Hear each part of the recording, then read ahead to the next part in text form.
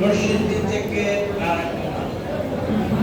পরিবহন ছিল না, রাস্তাঘাট ছিল না।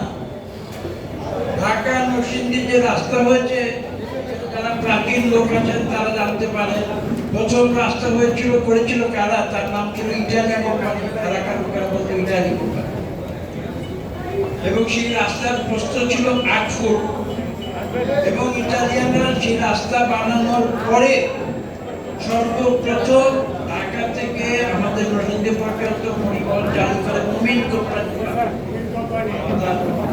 যারা নতুন প্রজন্ম, তারা এই দেশের জন্য আপনার ভবিষ্যৎ এই দেশকে তৈরি করবেন, আপনাদের উপরে আমাদের অনেক প্রত্যাশা। কিন্তু আপনাদের সেই ইতিহাস, এই পরিবহনের ইতিহাস, বিশেষ করে এই দেশে কিভাবে প্রসার লাভ করেছে সেই ইতিহাস।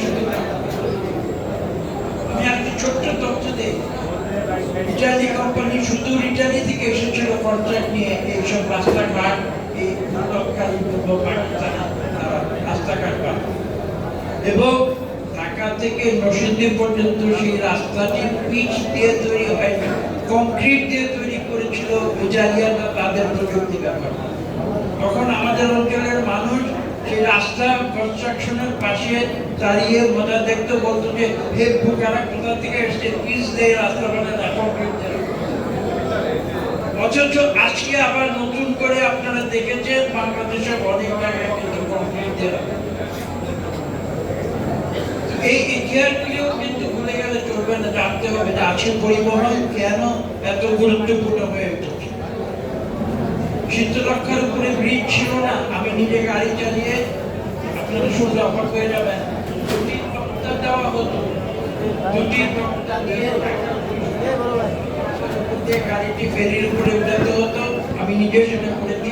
এবং ফেরিতে নৌকা, ফেরিও না, নৌকার উপরে উঠাতো, নৌকা নদী পারে ওই পাশে গিয়ে আবার তক্তার উপর দিয়ে গাড়ি চালিয়ে সেই গাড়ি ওই পারে দিতে হতো।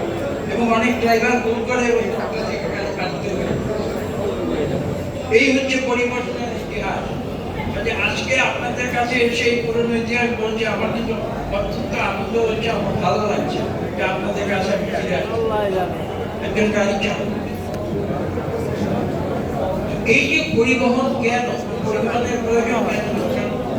আমরা সমাজে বসবাস করি, মানুষ কিন্তু বিচ্ছিন্নভাবে বসবাস করে, সমাজবদ্ধ ব্যবস্থা। এবং মানুষ একজন মানুষ আরেকজন মানুষের সঙ্গে ইন্টারাকশন, সম্পর্ক সৃষ্টি করতে চায়।